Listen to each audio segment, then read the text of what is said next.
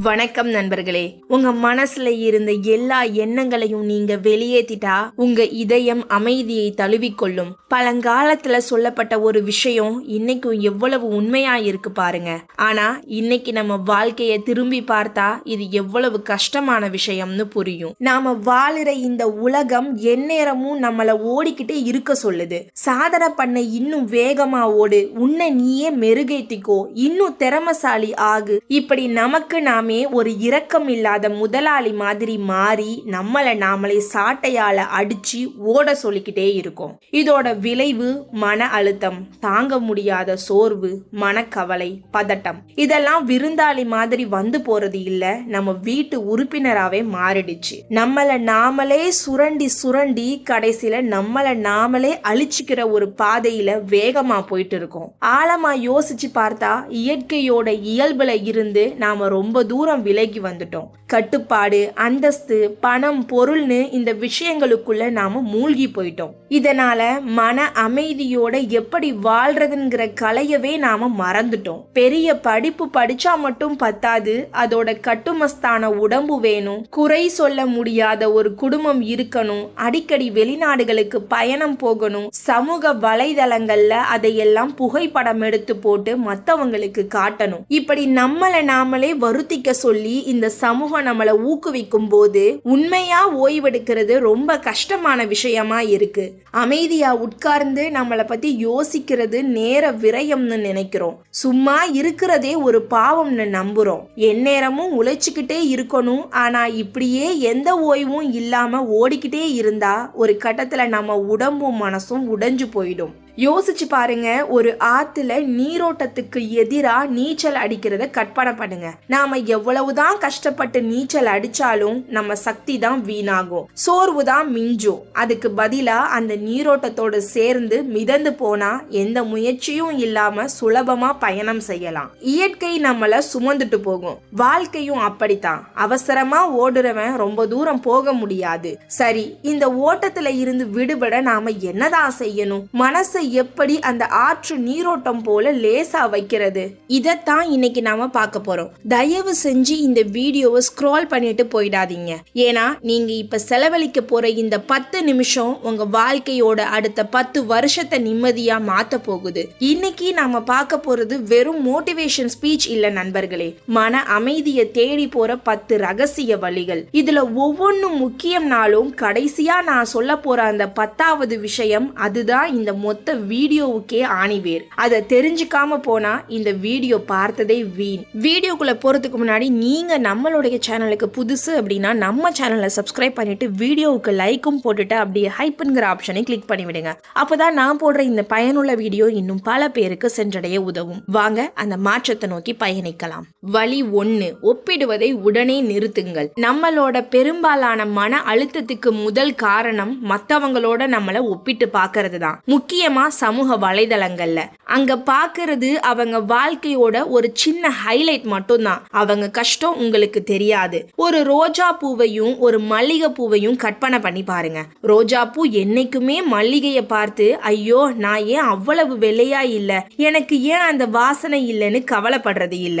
ரோஜா ரோஜாவா அழகா இருக்கு, மல்லிகை மல்லிகையா அழகா இருக்கு. ஒவ்வொன்னும் பூக்கிற நேரம் வேற, வாசம் வேற. அதே மாதிரி தான் நீங்களும் உங்க பயணம் வேற, அவங்க பயணம் வேற. அடுத்தவங்க தோட்டத்து பூவை பார்த்து ஏங்கறத விட்டுட்டு உங்க செடிக்கு தண்ணி ஊத்துங்க. நேற்றைய விட இன்னைக்கு நீங்க கொஞ்சம் நிம்மதியா இருக்கீங்களா?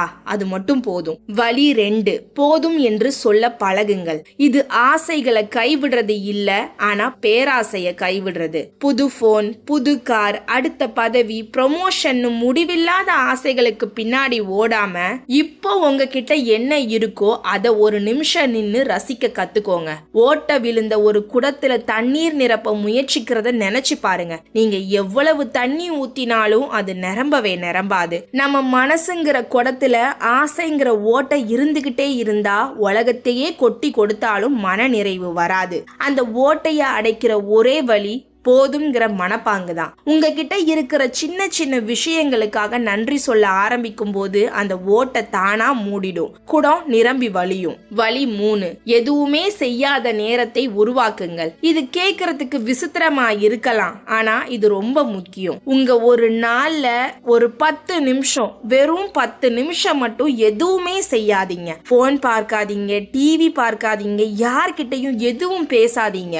சும்மா அமைதியா உட்கார்ந்து உங்க சுவாசத்தை மட்டும் கவனிங்க. ஒரு குளம் இருக்கு, அதுல யாராவது கல்ல போட்டுக்கிட்டே இருந்தா தண்ணி கலங்கிக்கிட்டே தான் இருக்கும். உள்ள என்ன இருக்குன்னே தெரியாது.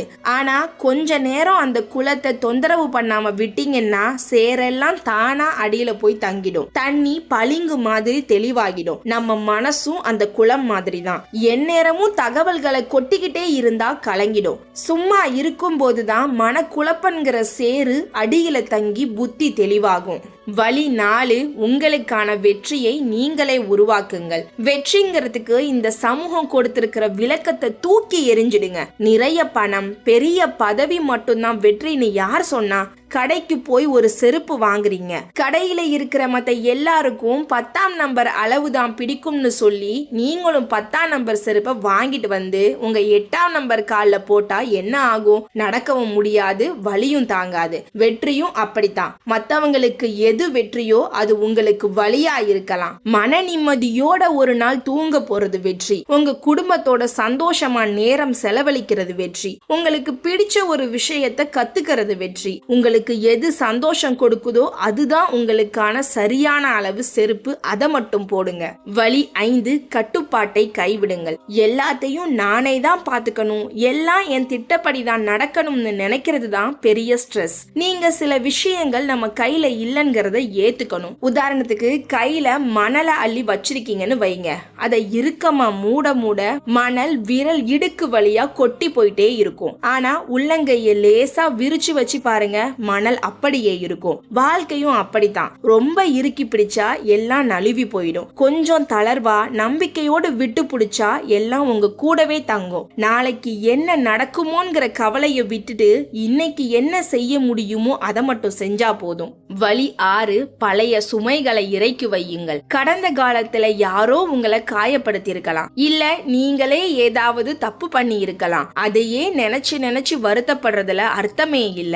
நீங்க ஒரு மலை ஏற போறீங்க, முதுகுல ஒரு பைய கட்டிக்கிட்டு போறீங்க. அந்த பையில தேவையான பொருட்களை விட தேவையில்லாத பாறாங்கற்கள் தான் அதிகமா இருக்குன்னா உங்களால மலையை ரசிச்சு ஏற முடியுமா? அந்த பாறாங்கற்கள் தான் உங்களுடைய கடந்த கால கசப்புகள். மன்னிப்புங்கிறது அந்த பைய கீழே இறக்கி வைக்கிற செயல். மத்தவங்களுக்காக இல்லைனாலும் உங்க பயணம் சுலபமா இருக்க அந்த பாரத்தை தயவு செஞ்சு இறக்கி வைங்க. வழி 7, இயற்கையோடு இணையுங்கள். நாம காங்கிரீட் காட்டுல வாழ்ந்து பழகிட்டோம், ஆனா நம்ம உடம்பும் மனசும் இயற்கையோடு இணைய ஏங்குது. வாரம் ஒரு முறையாவது செடி கொடிகள், கடல் இல்ல வானத்தை அண்ணாந்து பாருங்க. நம்ம போனோட சார்ஜ் தீர்ந்து போனா என்ன பண்றோம்? உடனே பிளக் பாயிண்ட் தேடி ஓடுறோம் இல்லையா? அதே மாதிரிதான் மனுஷனுக்கும். நாம ஒரு பேட்டரி மாதிரி தான். இயற்கை தான் நமக்கு சார்ஜர். ஒரு மரத்துக்கு அடியில உட்காரும் போதோ காத்து வீசும் போதோ நம்ம ஆன்மா ரீசார்ஜ் ஆகுது. டிஜிட்டல் திரைகளை அணைச்சிட்டு ஜன்னலை திறந்து இயற்கைய பாருங்க. அந்த புத்துணர்ச்சிய வேற எதாலையும் கொடுக்கவே முடியாது.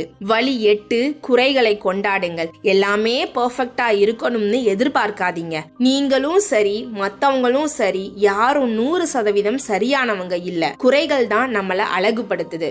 ஜப்பான்ல கின்சுகின்னு ஒரு கலை இருக்கு. ஒரு பீங்கான் பாத்திரம் உடைஞ்சு போச்சுன்னா அதை தூக்கி போட மாட்டாங்க.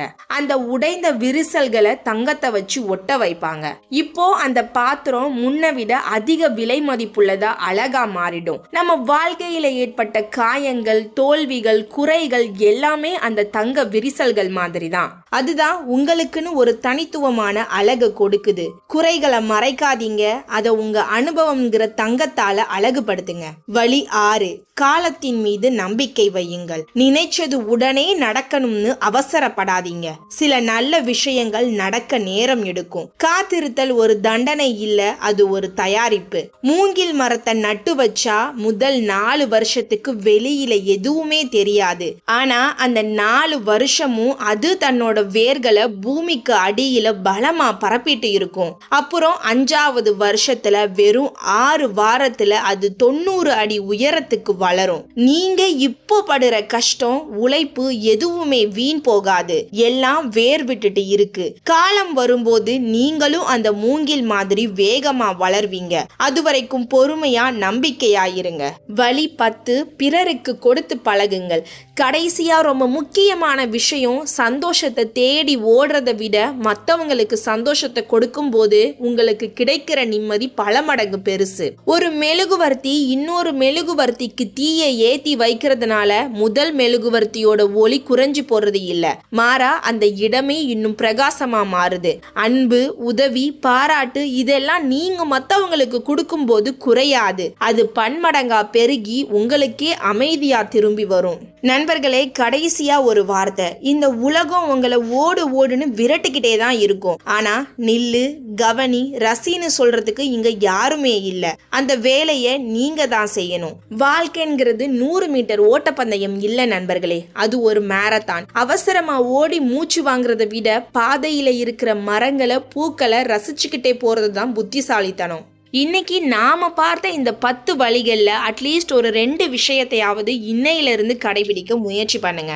ஏன்னா இன்னைக்கு நாம பேசுனது வெறும் வார்த்தைகள் இல்ல, இது ஒரு வாழ்க்கை முறை. இந்த வீடியோ உங்க மனசுல இருந்த பாரத்தை கொஞ்சம் குறைச்சி ஒரு சின்ன அமைதியை கொடுத்திருந்துச்சுன்னா அதுக்கு அடையாளமா அந்த லைக் பட்டனை அழுத்துங்க. அது எனக்கு பெரிய ஊக்கத்தை கொடுக்கும். நாம பார்த்த அந்த மெழுகுவர்த்தி உதாரணம் போல இந்த வெளிச்சத்தை உங்களுக்கே வச்சுக்காம மன அழுத்தத்துல இருக்கிற உங்க நண்பர்களுக்கும் உறவினர்களுக்கும் ஷேர் பண்ணுங்க. அவங்க வாழ்க்கையில ஒரு மாற்றத்தை உண்டாக்குன புண்ணியம் உங்களுக்கு கிடைக்கட்டும். கடைசியா உங்ககிட்ட ஒரு சின்ன வேண்டுகோள், இந்த வீடியோவை பார்த்துட்டு சும்மா கடந்து போகாம ஒரு சின்ன உறுதிமொழியை கமெண்ட்ல பதிவு பண்ணுங்க. இன்னைக்கு முழுக்க உங்க வாழ்க்கையில எவ்வளவு பிரச்சனைகள் வந்தாலும் என்னோட மன அமைதியை நான் விட்டு கொடுக்க மாட்டேன்னு நீங்க நினைச்சா ஐ சூஸ் பீஸ் அப்படின்னு கமெண்ட் பண்ணுங்க. எத்தனை பேர் இந்த அமைதியை தேடி என் கூடவே பயணிக்க போறீங்கன்னு நான் பார்க்க ஆசைப்படுறேன். இதே மாதிரி வாழ்க்கைக்கு அர்த்தம் தரும் பல அழகான பயணங்கள்ல நம்ம கூடவே வர நம்ம சேனலை சப்ஸ்கிரைப் பண்ணிக்கோங்க. அப்போதான் நம்ம பயணம் தடை இல்லாம தொடரும். வாழ்க்கையை ஓடி ஜெயிக்கிறத விட நின்னு நிதானமா ரசிச்சு வாழ்றதுல தான் உண்மையான வெற்றி இருக்கு. நிம்மதியை வெளியே தேடாதீங்க, அது உங்களுக்குள்ளேயே தான் இருக்கு. உங்களை நீங்களே நேசிக்க ஆரம்பிங்க, மாற்றம் தானா நிகழும். அடுத்த வீடியோவில் சந்திப்போம். நன்றி.